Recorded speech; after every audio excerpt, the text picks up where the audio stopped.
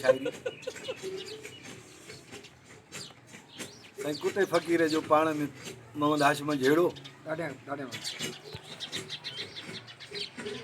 चए थो त साहिल अचे सदा के साईं सुबुह वेल सवेर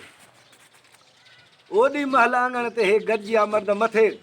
लुंडू पुछ लुटकाए वियो पंहिंजा भरे पेर चए किस्तो खणी कच्छ में तूं सुञा करे सैर उतमनाम अलाह जा तुंहिंजा भला न आहिनि भेर इहा हराम संधी हेर छॾे वञ शेख चए कावड़ जी अर कुते ते फ़क़ीर चयो फिरी त बक बके थो बेवाजिबी तूं गंदा पे थो गिरी असां दुआगाऊं हर दर जा तूं नाहक बीठो आहे निसरी तूं बि घूर करे घिरी ईंदो आहे टुकर खां टालपुर कुतो थो चएसि त मानीअ जनम मेणा ॾे तोखे फ़क़ीर कहिड़ो आहे फटो वेले सिर वारस मूंखे ॾाढो कराईंदो आहे ॾटो अण ॾिठो न छॾिया आंगण ते हीअं मारे कयासि मटो मां बि महकुम थी विया मन में वठी घिटीअ संदो घटो तोणे न ॻिचीअ पवे घटो बि शौक़ी न छॾिया छेक फ़क़ीर थो चए त खाइण खां ख़बरो थी तूं ज़ाहिर न विझ ज़ंग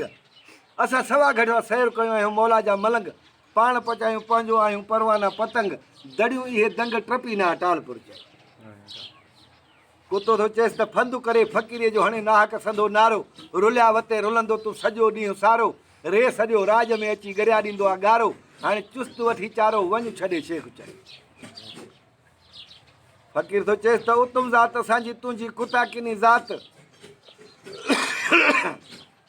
उतम ज़ात असांजी तुंहिंजी कुता किनी ज़ात हिकु भौंक करे बुछड़ी ॿियो लवे किनी लात असां हमद पढ़ूं हादीअ ते जागी सारी राति करे सबुर साथ वञ टरी टालपुर चए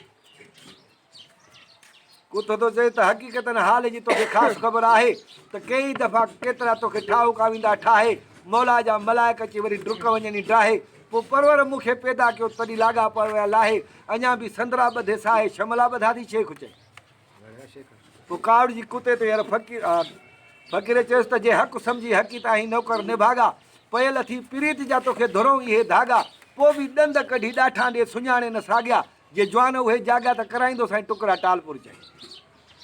कुतो थो चएसि त सियाणो थी सम्झ कर ध्यानु दिलि में धार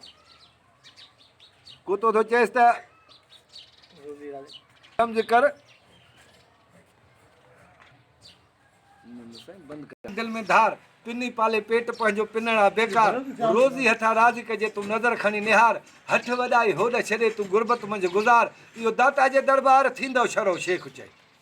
चए यार शरय जी ॻाल्हि कई थी फ़क़ीर चयोसि मां बि माठ कई थो मुड़ी वञा जो कई थी सुहिणी हीअ सलाह पॾो पहिरियों पाण में कहिड़ा ठाहियूं वेही ठाह रोज़ी हथा राज़ कजे जेका उते कई अलाह मां बि रंध वतियूं राह वञाए थो टुरंदो टालपुर